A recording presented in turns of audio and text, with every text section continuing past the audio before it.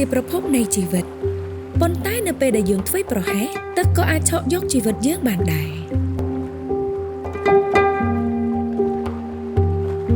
មុនពេលកូនអ្នកចេះដើរចេះនិយាយទឹកអាចឆក់យកជីវិតពួកគេនៅក្នុងមួយប្រពេចភ្នែកប្រហែសតែបន្តិចអ្នកអាចនឹងបាត់បង់ពួកគេដូច្នេះសូមធ្វើរបាំងដើម្បីការពារកូនអ្នក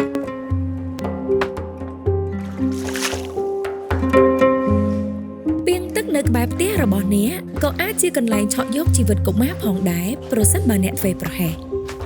សូមគ្របពាងទឹកឲ្យជិតល្អគ្រប់ពេលវេលាហើយកុំទុកកុមារឲ្យនៅម្នាក់ឯងទោះជាទឹករាក់ត្រឹមជង្គង់ក៏អាចឆក់យកជីវិតកុមារបានដែរដូច្នេះសូមកុំទុកពួកគេចោលតែឯងទឹកអាចជាកន្លែងលេងកម្សាន្តរបស់កុមារប៉ុន្តែវាក៏អាចបង្កគ្រោះថ្នាក់ផងដែរឪពុកម្ដាយសហគមន៍ឬអាជ្ញាធរមូលដ្ឋានគួរសង់របងការពារនិងដាក់ផ្លាកសញ្ញាហើយត្រូវប្រាកដថាទីតាំងទឹកមានសុវត្ថិភាពសម្រាប់កុមារ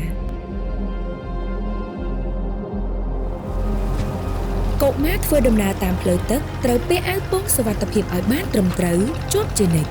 ឪពុកម្ដាយម្ចាស់ទូកនិងអាជ្ញាធរមូលដ្ឋានត្រូវធ្វើឲ្យប្រាកដថាការធ្វើដំណើរតាមផ្លូវទឹកអនុវត្តតាមបទដ្ឋានសុវត្ថិភាពផ្លូវទឹក